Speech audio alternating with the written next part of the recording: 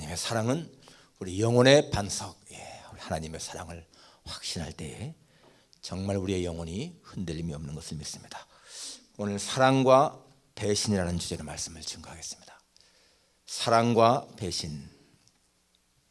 사람이 세상을 살아가면서 겪는 고통이 많이 있겠지만은 그 가운데서 가장 큰 고통 중에 하나가 배신당하는 아픔일 것 같습니다. 자기가 정말 사랑했고 믿었던 사람에게 배신을 당할 때에 그 고통이 얼마나 클 것인가. 우리가 오고 가다 만난 사람에게는 그렇게 배신감을 느끼지 않습니다. 그런 사람들에게는 마음을 깊이 줄 필요도 없습니다. 설령 그런 사람들에게 속았다든지 하더라도 큰 배신감을 느끼지 않습니다. 그런데 내가 전심을 다해 사랑했고 정말 믿었고 아꼈던 그러한 사람에게 배신을 당할 때에 여러분 그 얼마나 고통이 크겠어요. 로마 그 시대를 보게 되면은 우리가 아는 그 율리우스 카이사르 시저 같은 경우는 정말 아주 그 강한 독재자였습니다. 강력한 독재자였는데 사실 그는 민중들이나 이 중산층들로부터는 굉장한 지지를 받았습니다. 그를 싫어하는 사람은 귀족들이었죠. 그가 나중에 그렇게 독재관이 되었을 적에 원로원 의원들이 반란을 일으킵니다. 거기에 브루투스라고 하는 이 카이사르가 아주 아들처럼 사랑했던 그러한 브루투스가 앞장서 가지고 이 시저를 죽입니다. 우리가 흔히 시저가 마지막 한 말이 브루투스 너 맞아 그런 얘기를 많이 하는데 사실 역사적인 기록엔 그것이 없습니다. 그것은 셰익스피어가 쓴 희곡 줄리어스 시저라고 하는 그 희곡 속에 나오는 대사인데 실제 역사 속에서는 그런 말은 없고 그 브루투스를 보면서 이 시저가 토가로 자기 머리를 감쌌다 그런 기록이 있습니다. 아무튼 간에 믿었던 자에게 배신당하는 아픔을 표현한 것을 볼 수가 있어요. 이 로마의 3대 황제 칼리굴라라고 하는 사람인데 이 사람은 24살에 황제가 됐는데 얼마나 악정을 했는지 4년 동안에 정말 악정을 행했습니다. 그는 나중에 자기의 근위대장, 자기가 가장 믿었던 근위대장, 지금으로 말하면 경호실장 아닙니까? 경호실장에 의해서 죽임을 당합니다. 자기 아내, 자기 딸 한꺼번에 죽임을 당하죠. 그리고 4대 황제가 클라우디우스 황제인데 이 사람은 나이 많아서 황제가 됐는데 자기 아내 아그리피나라고 하는 자기 네 번째 아내에 의해서 독살당하는 그런 운명을 맞이하죠. 이 아그리피나는 그 남편을 왜 죽였는가 하면은 자기의 아들을 황제 삼으려고. 자기 아들이 네로입니다. 네로 황제, 유명한 네로 황제, 5대 황제죠. 이 네로는 사실상 황제 될 사람이 아닙니다. 그 순위가 저만큼 밀려 있는데 이 어머니가 이 클라우디우스 황제에게도 아들이 있는데도 그 아들을 다 제쳐놓고 자기가 데리고 들어온 이 의붓 아들을 황제로 세워요. 그런데 그렇게 황제로 세웠지만은 나중에 이 아그리피나는 자기 아들에 의해서 죽임을 당합니다. 이 네로가 17살에 황제가 됐는데 22살 때 44살 된 자기 어머니를 부하를 보내서 죽이게 해요. 그 자리에서. 여러분 자기 아내에게 독살당하고 자기 근위대장에게 죽임을 당하고 자기 또 그렇게 아주 열심을 다해서 황제를 만들었던 자기 아들에 의해서 죽임을 당하는 그러한 역사들을 보게 되면 정말 사람들의 그 얼마나 악한 것인가를 볼 수가 있습니다. 이 한국 역사를 봐도 고 박근혜 대통령도 정말 신뢰했던 자기 부하이면서 친구에게 죽임을 당하잖아요. 성경을 봐도 다윗 같은 경우 보게 되면 다윗은 아들이 많이 있었지만은 그 가운데서 압살롬을 제일 사랑했습니다. 압살롬은 성경에 보니까 이 발바닥에서 정수리까지 흠이 없던 자라라고 했습니다. 아주 그렇게 준수한 자였습니다. 그런데 이 압살롬이 자기 아버지를 반역하지 않습니까? 군대를 이끌고 예루살렘을 진격해 들어옵니다. 백성들의 마음을 다 훔친 다음에 그때 이 다윗이 피난을 가는데 그 감람산 길로 울면서 맨발로 피난 갔다라고 나와요. 나중에 이 군대 장관 요압이 이제 난을 진압하는데 그때에도 이 다윗은 압살롬을 좀 너그럽게 대하라고 죽이지 말라고 그렇게 말하죠. 아들은 자기 아버지를 죽이려고 그렇게 반응을 일으켰는데 아버지는 아들을 죽이지 말라고, 너 그렇게 봐달라고. 그것이 바로 이 자식을 향한 아버지의 사랑, 이것을 볼 수가 있습니다. 예, 바로 그러한 그 사랑은 하나님이 우리를 향한 사랑인 것이고요. 오늘 본문에 나오는 이 가룟 유다를 향한 예수님의 사랑이라고도 볼 수가 있습니다. 단테가 지은 신곡에 보게 되면 누가 지옥의 맨 밑창에 있느냐?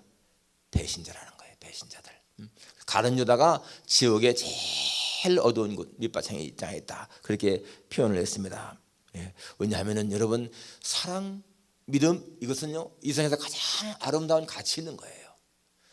그런데 배신은 뭐예요? 그 사랑과 믿음을 저버린 거잖아요. 가장 추악한 것이라고 볼 수가 있습니다. 세상에서 가장 아름다운 것이 사랑이라면 가장 추악한 것은 배신이다, 그렇게 볼 수가 있어요. 오늘 이 본문은 예수님이 죽으시 전날 밤에 12제자와 같이 유월절 만찬을 드시고 그리고 제자들의 발을 씻기시는 내용이 앞에 하지 않습니까? 그 발을 씻기신 다음에 예수님이 이제 21절에 이런 말씀을 하십니다. 내가 진실로 진실로 너에게 이르노니 너희 중 하나가 나를 팔리라. 여러분, 이 말씀이 제자들에게 얼마나 놀라운 말씀이겠어요. 지금 여기 예수님 성경 보니까 심령이 괴로워 증언하 이르시되, 심령이 괴로워, 주님이 지금 굉장히 괴로운 표정을 지으면서 하시는 말씀입니다. 너희 중 하나가 나를 팔 것이다. 내가 3년 동안 너희와 함께 있었고 너희를 가르쳤고 너희를 훈련시켰고 동고동락 했는데 너희 중 하나가 나를 팔 것이다. 여러분, 이 말씀이 저들에게는 너무 뜻밖일 거예요. 도대체 우리 가운데 누가 스승을 배신한단 말인가? 다른 사람들에게는 이 가룟 유다 외에는 누구나 다 놀랐을 겁니다. 전혀 생각도 안 했던 그런 사건 아니겠습니까? 누가 감히 스승을 판단 말인가? 여러분, 그때 성경에 보니까 베드로가 이렇게 눈짓하면서 예수님 바로 옆에 있는 사도 요한에게 물어보라고 그렇게 말해서, 오늘 성경에 보니까 이 사도 요한이, 여기 사랑받는 자는 사도 요한인데 조용히 묻습니다. 주여, 누구니까? 누굽니까? 아마 이거는 아무도 못 듣고 정말 예수님에게 듣는 그런 작은 속삭임이 있을 거예요. 그때 내가 떡 한 조각을 적시다 주는 자가 그니라 라고 지금 예수님이 말씀하십니다. 그러면서 떡을 적셔다가 찍어다가 가룟 유다에게 주었다. 그리고 가룟 유다가 그것을 받으니까 사탄이 그 속에 들어갔고, 그리고 유다에게 예수님이 네가 하는 일을 속히하라 하시면서 말씀하셨고, 그리고 그가 나갔다. 그러니까 밤이 달라 이렇게 성경이 마치죠. 자, 오늘 여기서 보게 되면은 이 가룟 유다가 떡 조각을 받으니까 사탄이 들어갔다. 오늘 본문에 27절에 조각을 받은 후 그 사탄이 그 속에 들어간지라 라고 나옵니다. 이 13장 2절에 보면은 마귀가 벌써 시몬의 아들 가룟 유다의 마음에 예수를 팔려는 생각을 넣었더라 라고 했죠. 예수를 팔려는 생각만 넣었는데 여기서는 지금 사탄이 들어갔다 나와요. 누가복음 22장 3절에도 보니까 12 중에 하나인 가룟 유다에게 사단이 들어가니라 라고 나옵니다. 지금 예수님이 하시는 말씀, 너희 중 하나 나를 팔 것이다 라고 하면서 떡을 찍어다가 유다에게 주었다. 여러분, 이 사건은요 사실은 유다에게 회개를 촉구하는 그런 말씀인 거예요. 너희 중 하나 나를 판다 라고 하시면서 떡을 찍어다가 유다에게 주었다 라고 하는 것은, 예수님은 이 가룟 유다에게 정말 회개할 마지막 기회를 주시는 그런 거 아니겠어요? 그 당시에 식사 예법을 보게 되면은 이제 주빈이 떡을 먹는 걸 제일 먼저 주는 그 사람에게는 가장 큰 애정이 있다는 거예요. 가장 사랑하는 사람에게 준다는 것입니다. 그렇다면 여러분, 지금 식사 시작을 하면서 예수님이 떡을 찍어다가 딱 가룟 유다에 주었을 적에 거기 앉는 모든 사람들은 예수님이 이 유다를 제일 사랑하는구나, 그러한 표현 아니겠어요? 그리고 예수님은 유다야, 너는 나를 팔려고 하지만은 나는 너를 사랑한다 하는 그러한 표현 아니겠어요? 바로 그것은 이 가룟 유다에게 마지막, 나는 너를 끔찍히 사랑한다, 나는 네가 회개하고 돌이키려고 원한다 라는 그러한 말씀인 것입니다. 여러분 에스겔서에 보게 되면요 중요한 말씀이 나오는데, 에스겔 33장에 가보게 되면은 오늘 새벽에도 했는데 에스겔 33장에 이런 말씀이 있습니다. 너는 그들에게 말하라. 주 여호와의 말씀이니라. 나는 나의 삶을 두고 맹세하노니, 33장 11절에 나는 악인이 죽는 것을 기뻐하지 아니하고 악인이 그의 길에서 돌이켜 떠나 사는 것을 기뻐하노라. 이스라엘 족속아 돌이키고 돌이키라. 너 약한 길에서 떠나라. 어찌 죽고자 하느냐. 여기 하나님께서 지금 당신의 삶을 두고 맹세하신다고 그러면서 나는 악인이 죽는 것을 절대 기뻐하지 않는다. 나는 악인이 돌이켜서 회개하고 사는 것을 원한다 라고 말씀하시면서 그 뒤에 가면은요 14절에 이런 말씀이 있습니다. 가령 내가 악인에게 말하기를 너는 죽으리라 하였다 하자 그가 돌이켜 자기의 죄에서 떠나서 정의와 공의를 행하여 저당물을 돌려주며 강탈한 물건을 돌려보내고 생명의 율례를 지켜 행하여 죄악을 범하지 아니하면 그가 반드시 살고 죽지 아니할지라. 그가 본래 범한 모든 죄가 기억되지 아니하리니 그가 반드시 살리라. 이는 정의와 공의를 행하였습니다. 하나님 어떤 악인에게 너는 죽는다 라고 말한다 할지라도 그가 돌이켜서 회개하고 행동으로 회개를 보이면 절대 죽지 않는다 그 말인 거예요. 그런데 그 앞에 보게 되면요 의인이라 할지라도 의인이 너는 의인이라 라고 할지라도 그 의인이 자기의 의를 믿고 악을 행하게 되면 그는 죽는다 라고 나옵니다. 그러니까 중요한 것은 과거에 내가 지은 죄나 의가 아니고 현재라는 거예요. 현재 내가 어떤 상태에 있느냐라는 것입니다.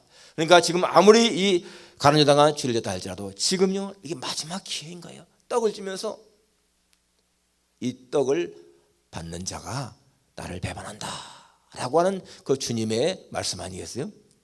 그러니까 지금 이 가룟 유다는 아직 기회가 남아있는 거예요. 이 떡은요 이 떡 속에는 예수님의 사랑의 마음이 담겨있고 예수님이 주시는 그 양심의 가책을 느낄 수 있는 것이 바로 이 떡인 거예요.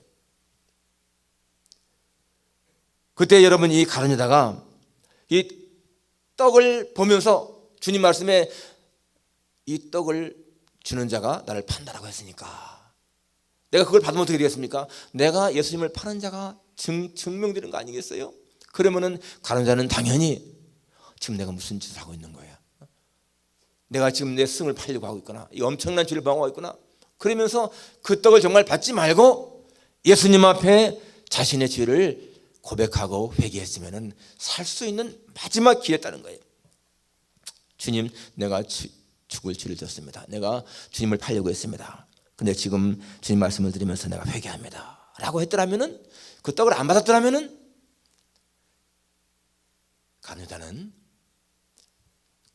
사탄이 들어가겠는가? 오늘 여기 본문에 보니까 주각을 받은 후 곧 사탄이 그 속에 들어갔다라고 했습니다. 아마 떡을 거부했으면 어떨까요? 사탄이 들어갈 리가 없잖아요. 그런데 이 가룟 유다는 그걸 받았어요. 떡을 받았습니다. 여기 지금 주님이 내민 떡, 이걸 받느냐 안 받느냐 하는 것은 이 가룟 유다가 배신자가 되느냐 안 되느냐 하는 그런 기로, 영원한 멸망이냐 생명이냐 하는 그런 기로, 바로 그러한 기로에서 지금 이 가룟 유다는요 그 떡을 받고 맙니다. 그 떡을 거절해서 되는 것인데, 주님 아닙니다. 내가 이 떡을 받으면 안 됩니다. 나는 주님을 팔지 않겠습니다 라고 했으면 얼마나 좋았을까. 오늘 우리 여러분이 배신자가 되는가 안 되는가 하는 그 중요한 찰나, 기로, 그러한 갈등 속에서 이 가룟 유다는 그만 받고 말았습니다. 바로 마지막 기회를 스스로가 거부한 것이죠. 마지막 살 수 있는 그러한 기회를 스스로가 거부했습니다. 그리고 그걸 받고 나가니까 성경이 뭐라고 나옵니까? 유다가 그 주각을 받고 곧 나가니 바밀러라 라고 했습니다. 바밀러라. 그것은 그의 인생이 이제는 어둠 속으로 들어가는, 처절한 패배로 들어가는 그런 게지 않습니까? 우리가 아는 것처럼 가룟 유다는 정말 그리고 나가서는 어떻게 했어요? 나가서 대장들에게 가서 군사를 받아가지고 와서 예수님을 체포하잖아요. 그러지만 나중에 그 돈 은 30 써보지도 못하고 다시 성경에 던져놓고는 나가서 목매달아 죽고 맙니다. 성경에 보니까 그냥 죽고 만 것이 아니라 나중에는 배가 터지고 창자가 흘러나오고 배신자의 비참한 최후를 성경이 보여주고 있지 않습니까? 그는 예수님의 제자라고 하는 그 영광스러운 자리, 사도라고 하는 영광스러운 자리를 다 잃어버린 사람이 되고 말았어요. 그리고는 나중에 마띠아라고 하는 사람이 대신해서 그 자리를 차지합니다. 여러분이 베드로와 가룟유다 한번 비교해 보십시오. 베드로나 가룟유다나 큰 차이가 없습니다. 베드로는 오히려 예수님을 3번씩이나 부인했고, 그것도 저주하면서 맹세하면서까지도 나는 예수 모르겠다라고 그런 부정한 사람이 부인한 사람인데, 나중에 이 베드로는 회개할 기회를 찾게 되고, 그래 다시 서게 되고 정말 교회사에 위대한 인물로 쓰임 받는데, 이 가룟유다는 자신에게 온 이 기회를 그냥 스스로가 포기하고 맙니다. 어떻게 보면 여러분, 인간적으로 보게 되면 가룟유다가요 베드로보다 훨씬 더 똑똑합니다. 더 많이 배웠고, 이 베드로는 갈릴리의 무식한 어부를 하면은 이 가룟유다는 유대 사람으로 많이 배운 사람인 거예요. 그러니까 여러분이 돈꾀도 맞고 신임 받잖아요. 굉장히 신임 받은 그런 사람이지 않습니까? 그런데 차이가 무엇인가? 가룟유다는 예수님에게 자신의 문제를 맡기지도 않고 예수님을 신뢰하지도 않고 의지하지 않았습니다. 자기를 의지한 거예요. 이 가룟유다가 예수님을 배신한 동기, 중요한 것은 뭡니까? 자기가 생각했던 이상적인 메시아가 아닌 거예요. 자기가 생각할 적에 메시아라면은 이렇게 압제당하는 우리 민족을, 유대 민족을 로마로부터 해방을 시키고 정말 왕이 되어서 민중들을 잘 이렇게 먹여 살리고 그렇게 해야 되는데, 예수님은 그러하지 아니하고 자신은 십자가에 죽어야 된다, 그런 말씀만 하니까 자기가 기대했던 그런 메시아가 아니거든요. 그러니까 실망을 하고 예수님을 배신한 것입니다. 자신의 문제를 육적인 문제만 생각했지 영적인 문제를 생각한 것이 아니라는 거예요. 우리가 여러분 예수님을 믿어도 예수님을 내 육신의 문제만 해결하는 분으로 믿는다면 그 믿음은요 정말 모래 위에 지은 집과 같습니다. 무너지고 마는 거예요. 정말 중요한 것은 내 영혼의 문제를 해결하시는 구주를 믿는 거죠. 예수님은 우리의 육신의 문제도 물론 해결하시는 분이시지만은 더 중요한 것은요 영원한 우리의 생명을 책임지시는 분입니다. 이 지상에서 여러분 아무리 길게 살았다 할지라도 우리 100년밖에 못 사는 인생이지만은 여러분 영생이라고 하는 것은요 영원한 거예요. 영원한 거, 영원한 삶. 우리는 분명히 그러한 나라에 갈 것입니다. 주님은 그것 때문에 이 땅에 오셨고 우리를 구원하신 거예요. 그런데 여러분 중요한 것은 우리가 정말 천국에 가서 영원히 살 것은요 이 지상에서 딱 결정납니다. 이 지상에서의 삶이 끝나면 더 이상 기회가 없다는 거예요. 그렇기 때문에 이 땅에 사는 동안에 우리는 분명하게 그러한 구원의 확신, 천국의 열쇠를 확실하게 붙잡는 사람들이 돼야 하는 것입니다. 이 가룟유다는 세상적인 일에만 관심이 있었어요. 이 땅에서의 부귀영광, 예수님은 이 땅에서 왕이 되어야 되고 그러한 메시아로만 생각했습니다. 그렇기 때문에 그는 예수님을 결국에는 배신했고, 그리고 나중에는 그게 잘못된 것 알았으면서도 후회는 했지만은 회개하지 않는 아주 자존심이 강한 그런 사람인 것을 볼 수가 있어요.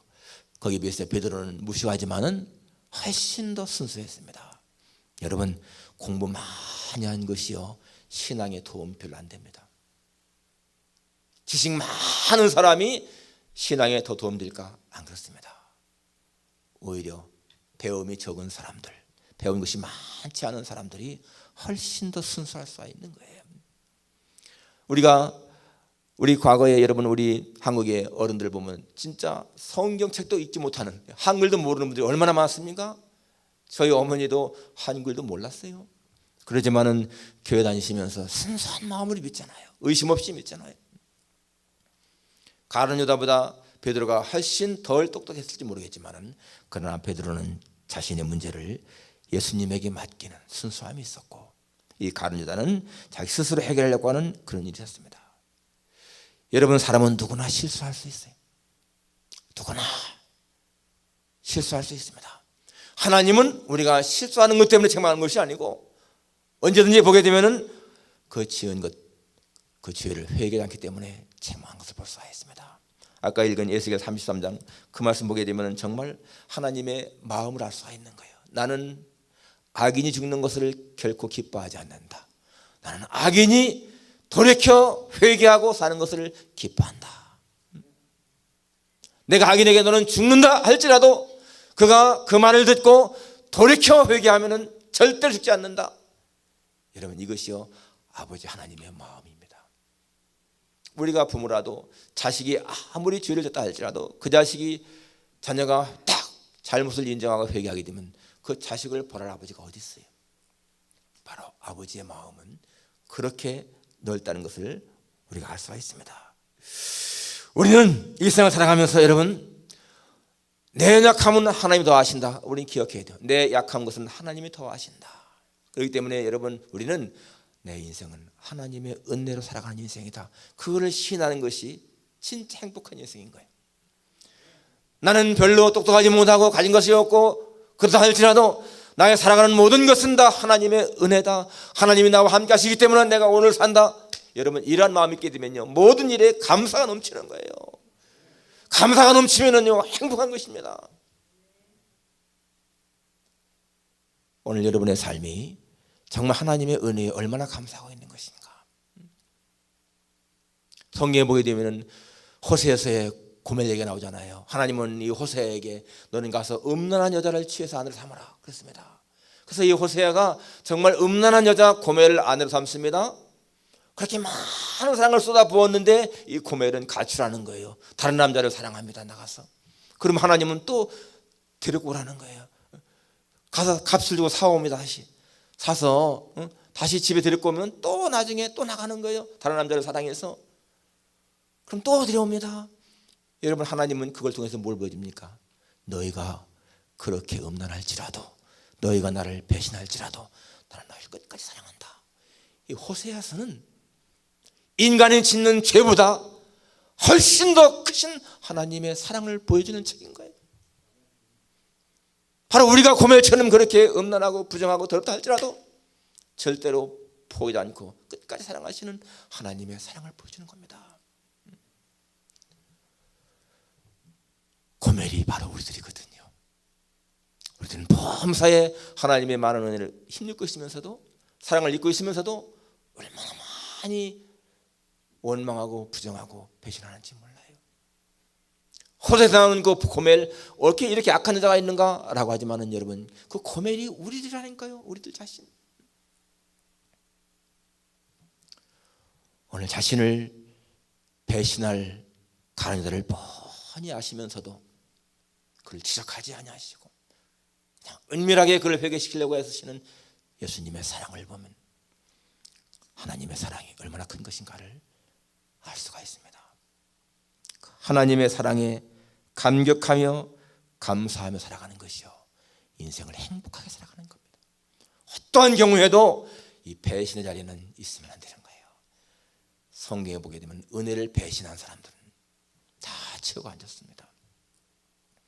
사랑과 배신, 사랑은 가장 아름답고 가치 있는 것이고요, 배신은 가장 악하고 추한 것입니다. 우리 매일매일 생활 속에서 사람에게도 마찬가지고 하나님에게도 마찬가지고 이 배신의 자리는 있지 아니하고 언제나 은혜에 감사하는 삶을 살아가는 여러분과 제가 되기를 주님의 이름으로 축원합니다. 기도하겠습니다. 하나님 아버지, 3년 동안이나 스승을 따라다녔던 이 가룟 유다, 자기의 뜻에 맞지 않는다고, 자기의 이상에 맞지 않는다고, 자기의 기대에 미치지 않는다고 예수님을 배신한 것을 보게 됩니다. 주님은 끝까지 저가 회개할 기회를 주셨고, 너희 중 하나 나를 팔리라, 내가 떡 한 조각을 적시준 자가 그니라 하시면서까지도 그에게 그러한 사인을 주셨는데 그는 끝까지 주님의 손길을 거부하고 멸망의 길로 간 것을 보게 됩니다. 하나님 아버지, 참 가룟 유다가 주님의 그 떡을 받고 나갈 때 밤이라고 했는데 바로 그의 인생은 어둠 속으로 들어간 것을 보게 됩니다.